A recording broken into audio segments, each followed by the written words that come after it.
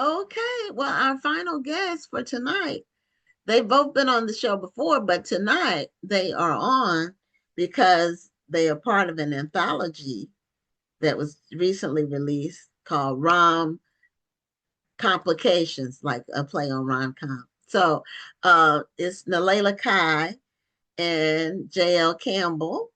And there's some other people in the anthology too, some other authors, but I thought I would invite these two. One, because I know them because they've been on the show before, and will be a good representation for the other authors that are included. So welcome back to Black Authors Matter TV for both of you all.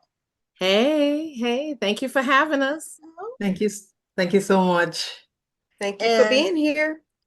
Yeah, Naleighna, you are always doing something like outside the box. Like so much of what you do is something that you don't really see other people doing. It's like you create your own lane for things. And you do so much with the literary agent work you do, and then you have authors that are under your umbrella for your publishing, and then you write books, and now you're part of this anthology. So was it your brainchild, this anthology, or was it a collective effort?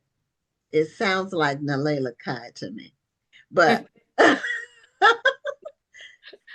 It actually was. I wanted to do something fun, something like we've been doing romantic suspense, and we've been doing thrillers and mysteries. So now, given the climate of where we are right now, I think we needed a little light, a little fun, a little romance, and combining that ROM-Complications, I thought was an amazing thing. And we have Stephen Barnes, who is who did the foreword. He doesn't write romantic comedy. Yeah, I was going to ask about him. That was my question. How did he end up doing the foreword for a romance? Because did you read it? How he got his wife, How I Met My Wife. Oh, okay. Well, I've heard him talk about it. Yes. And I thought it was very important to share that he was so intent. But it was, and when he's talking about the love he has for her, it's amazing. You know, he's always honoring her. He's always lifting her up. Even when he had an opportunity to do something for himself, he says, take care of my wife. I love that. And when he's always talking about the things that he does to self-correct in his process and in his thinking, I wanted to make sure that we included him because I think people needed to hear that story, and it was a good lead in for the rest of the stories. Oh, okay. We had them together one year at the book festival. Yeah. It was the year before the pandemic. So we wanted to bring them. We had Tanana read by herself before, but we wanted to bring them there together. So that was a real treat. Yes, indeed. Yes, indeed. Yeah. So Joy, JL, how did you get involved in the project? Lisa, of course. She always encourages us to be doing something all the time and to be adding to our backlist, because our backlists are so important. You know, if something blows up today, people are going to want to know more about you, more about what you write. And so, you know, Naleighna she's always thinking. She is like, yeah, we call her the Energizer Bunny. That's one of the names we have for her. So. What hasn't she done? That is it. That is it. And so she always encourages us to stay busy and to keep adding to what we do, you know, so that we never become stale and that we're always honing our skills and, you know, developing our talent. So that's how I became involved. And that's my thought process. You're either green and growing or ripe and rotten. Well, that's a good way to put it.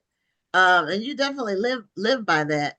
Now, name some of the other authors that are in the book. Oh, so ones that you know, Pat George Walker, we have some newbies in there as well that have been around for a minute, that have been on the literary scene, but not as authors. We have Roy Slade Morton. She is one of the members of the Sweet Soul Sisters. Yeah, Rhonda, you know, book club on the East Coast. So she got a chance to write something fun. And Clay has been around for a while, since the back 25, 26 years. So we got her to write a little bit, as well as, of course, J.L. Campbell. Pat George J. Walker, I think I mentioned her, but, you know, comedy is her thing. And, you know, for a minute, she stopped writing. And we were the ones that helped to get her back into writing. And she's written 3 pieces since then, and she's working on a 4th. You know, when she lost her husband, that was the love of her life. Right. And she shut down, and getting her back into it too. She's so excited. She is the oldest member of our tribe, the elder of our tribe, and she stays on top of it more than some of the youngsters in the tribe. I'm very, very, very proud of her. We also have Tracy Finley.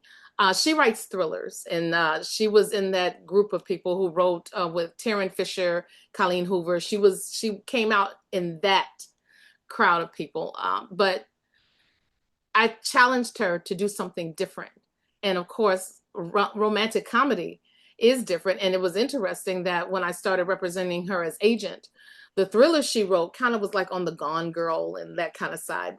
And we weren't getting any bites for a minute, because people have kind of evolved since that kind of writing came about. And I said, so what else you got? And she says, well, I got a romantic comedy sitting around. And I said, well, let's dust it off and put it out there. We've had a lot more interested in her romantic comedy, more bites, more enthusiasm. And so now by doing this anthology, she kind of builds a platform of people who are going to be interested in her romantic comedy when it comes out. We also have, hold on, I think I missed somebody, Daryl Benally. He is a Navajo. He lives on the reservation in Gallup, New Mexico. And this was his first attempt. He writes the more serious stuff. He's a very serious guy with a wicked sense of humor.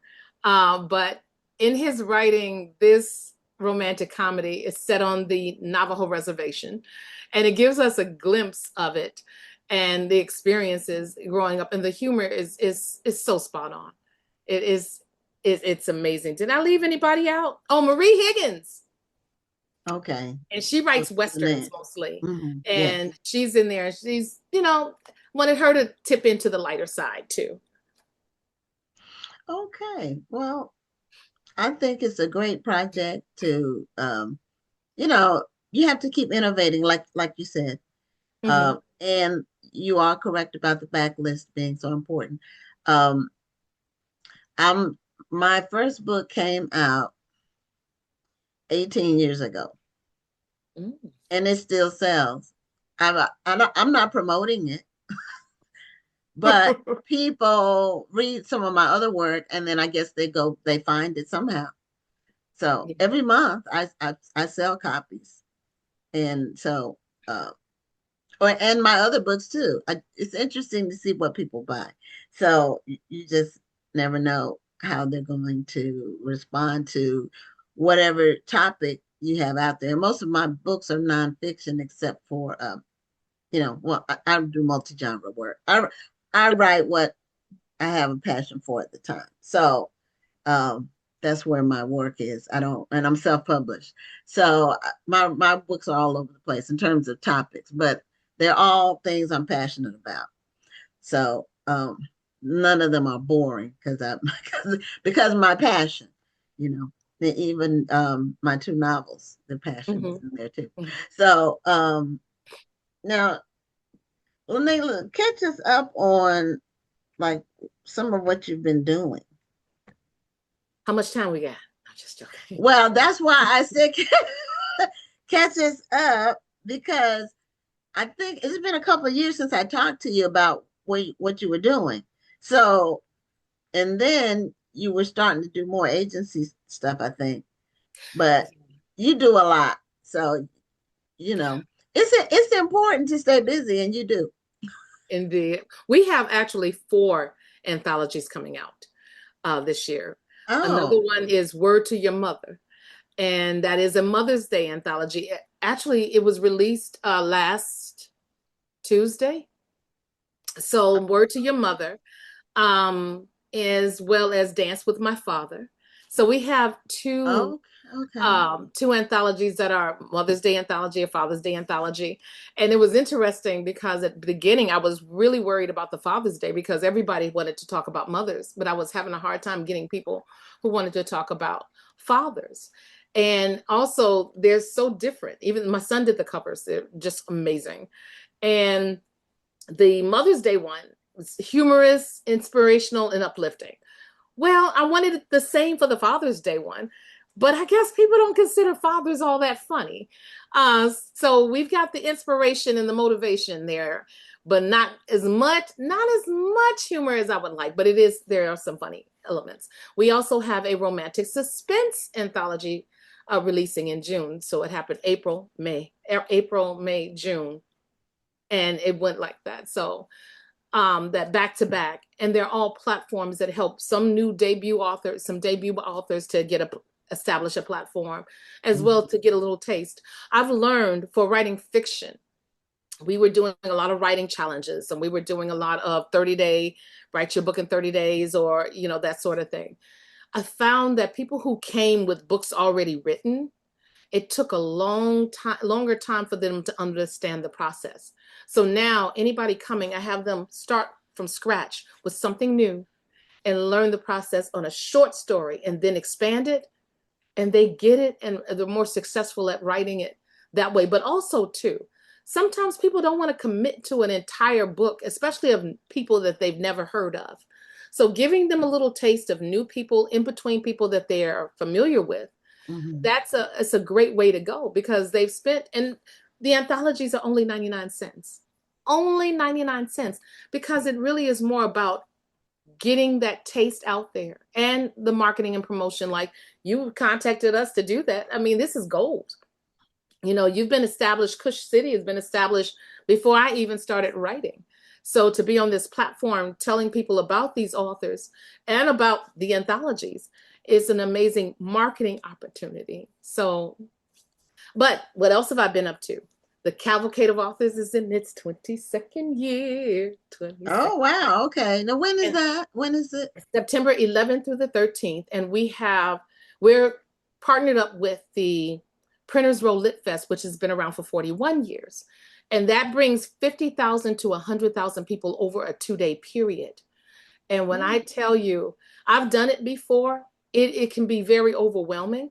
But my focus for the Cavalcade is shifted over the last few years. My focus is on giving the opportunity for authors to make a return on their investment. Because sometimes they go to and they fly, they have the hotel, the participation fee, then the books. They spend all of that money, and then they don't make their money back. If you can't garner enough attention between 50,000 and 100,000 people over a 2-day period, what can I tell you? But it's also my responsibility to get people to the tent. So we've got some things to keep people coming back. And plus, it's rain or shine. So what happens if it rains? We have a private event that's still open to the public on Friday night indoors, so that we make our money off the top in the beginning, and everything we make on that Saturday and Sunday is just gravy. Okay. Now, where is it held? Chicago. Oh, okay. All right. Yeah, I cover my own backyard. Now, we are doing some things in other cities. Come out and play with the tribe during the Royal Book Bash in Annapolis, Maryland. We're doing one during the Indie Authors Unite event in Baton Rouge. What I do is, if there's an event on a Saturday, I will capture the Friday night. Since they don't have anything going on Friday night, I use my platform on Facebook. I have a Facebook group, and I say, hey, who lives in Baton Rouge? Hey, who lives in what's XYZ? And we connect with people who are already familiar with us, and they help to spread the word about the event. And they come out and play spades, bid whist, sorry, Monopoly, all these other different games. And it's about having fun. We may tip a little in the glass a little bit. We don't tell nobody about that. I'm just saying. But that's what it's about, doing unique things. And then we're also connecting with Brenda Jackson's event in Peoria. The Raw event, Shea Baby, the House of Bohannon, is doing something in Peoria. So we will be there. Several tribe members will be doing a book signing down there. So I'm connecting with more events. Book Lovers Con, we just did that in Vegas. And it's been around for years. The showrunner, Joe Carroll, she is going to probably make her debut at Printers Row next year, because that is a large hall of readers, 50,000 to 100,000 people. So she wants to come through, and there's enough room for everybody. So I've had a meeting giving her what advice I could, and she's always supported the cavalcade. And that's the way I've always thought. We help each other in this, and everybody succeeds. Yes, you're right. Something that you were saying about the I saw your pictures from was it Book Lovers Con? Book Lovers Con. I saw some pictures that you posted online from that whenever it was recently. I saw some recent March, pictures. end of March. Yep. Okay. Yeah, I saw those. So I'm aware of that. But you are right. It's good to be able to work with other authors and do things together, travel together. I have a group that I work with that we do that.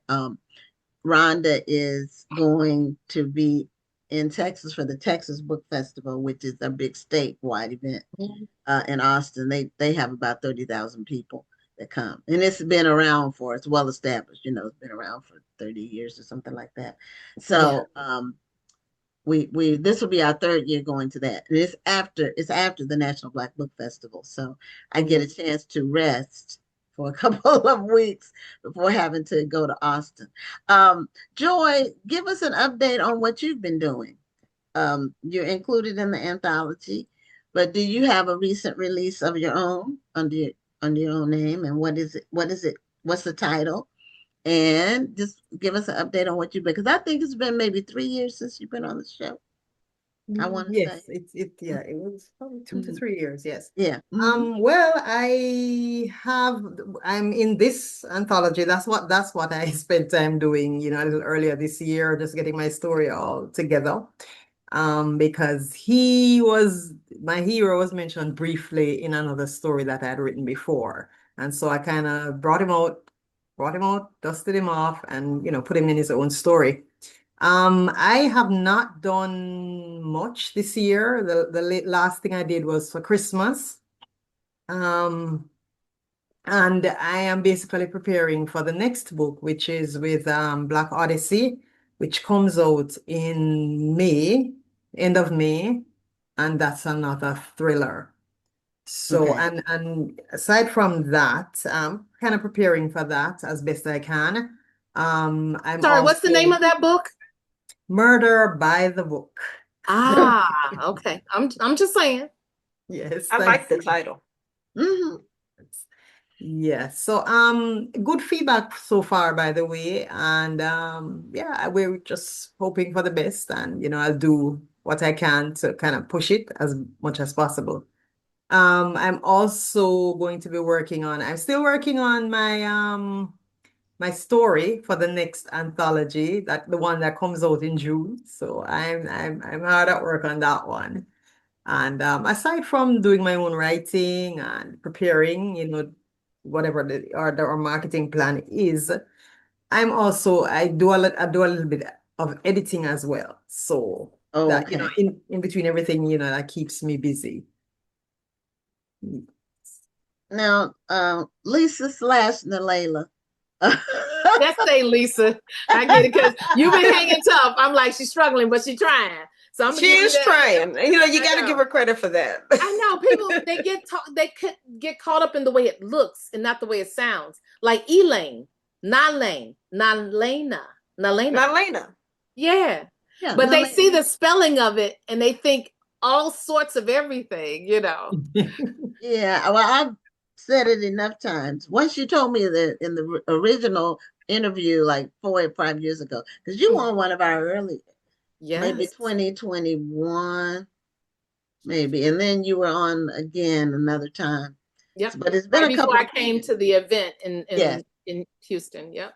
Yeah, it's been a couple of My years. son says, you guys got to move that towards the city a little bit so some more folks come, because he's like, we drive all the way out there to the church. That's fine and all, but come on, bring it in, bring it home, bring it up there near Harold's Chicken up there in the gym in some places. I'm just joking. Well, one thing about Houston is very big. It It's is. also very segmented. It's not like most major cities where everything is basically central. Yeah. The part of town where we have the event is like self-contained almost. And anything downtown, well, closer in, which is what he's talking about, people are going to have to pay the part. The cost of the facility is going to be astronomical. We've been there before in the earlier years. We've already done it. Okay. And then we have to charge people to come in. And so then it really becomes we want the people to spend the money with the authors and not before they walk in the door. Gotcha. Okay. Okay. Yeah. But something else that you mentioned about people who participate in the anthology and they come to you with the story that's already written and it's like they're kind of stuck. It's probably because they're so wedded to, especially if it took them a long time to write it. Not for the anthologies. I'm talking about just writing in general. In general, okay. Which is why we do short stories to give people. To I've get done them it. We had Mhm. several groups in the tribe. We had Namaste Tribe, and they was like, nah, I'ma stay. I'm joking. But we had different names, Namakir, Namaste, all of these different things. I get it. Nah, I'm gonna stay. Yeah, nah, I'm gonna stay. And that group, and out of the five, stop it. And out of all five groups, that was the one that was the most stagnant because number one, they all came with books that they had previously written. Mm-hmm. Everybody else came with, nothing else, and they were starting the process. Mm-hmm. So we were trying to revamp and get this in shape and get it into the formulas. If it was romance, if it was mystery, if it was thriller, it was a harder process. They were the late, and we're talking about 5 years later, still finishing up one of them. Right now, that's how long it takes, because when somebody is, like you were saying, married to a text, it's hard to get them to fashion some. But if they're starting from scratch, then let them go back and rework. But let that be the first part of the process. It was harder. But all of the anthologies, first it was 3,000 words. Then we say, okay, we'll let you have 5,000. Some of them end up, because we didn't have 20 people in the anthology, we let them go up to 7,000, 10,000, but they built on what was already there. And the story stayed tighter and it was really good. Then when I looked at the page count at the end, I was like, shoot, man, this is a big book. But there were really good stories. So good that I think Royce is new to writing, Royce Slade Morton. Her story, her first time writing fiction at all. She's an avid reader though, and that was a good help. She wrote her story in 3 weeks and expanded it based on her experiences in the Air Force. And her story was so good. Our beta reader said that her book should be the first one in the anthology.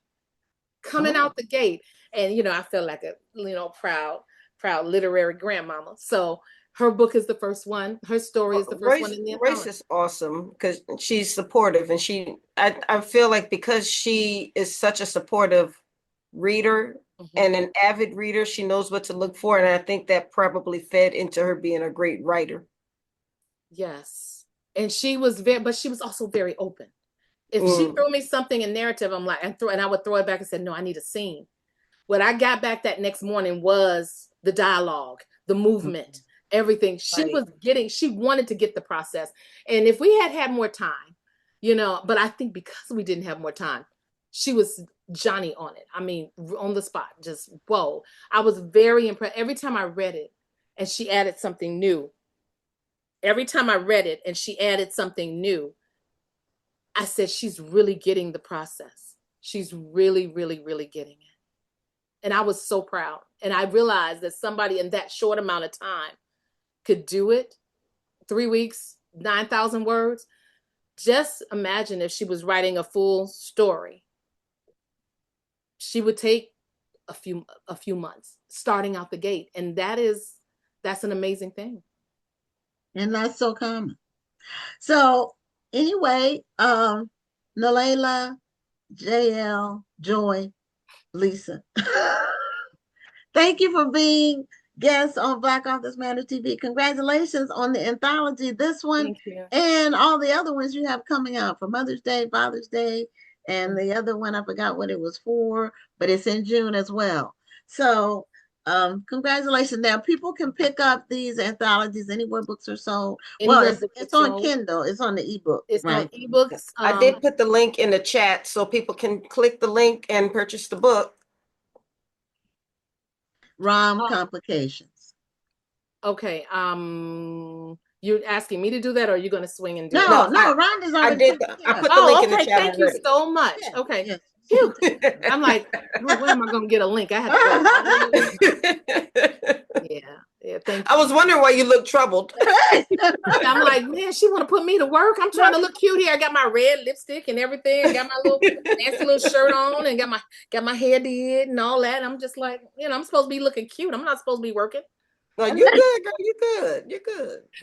Yeah, Rhonda's on top of that stuff. She takes care of it. So, and also, could you put that link in for Joy's book, the one that Murder by the Book, and then I'll find it and put it in there. Murder by the Book, and then her Flames of Wrath. Oh my God, that book was fire. You see what I did there? Okay, yeah, play on words. Okay. All right. Well, thanks again to both of you all for being guests on the show. Congratulations. And I'm sure we'll be seeing more of you in the coming months and years. Indeed. Thank you so much, and hope to see you in person soon. So, okay, I'm sure we will. We're going to run into each other. All right. Thanks. Thank you Have so a much. great night. okay, thank you. You too. Bye-bye now. Good night. Bye-bye. Bye-bye.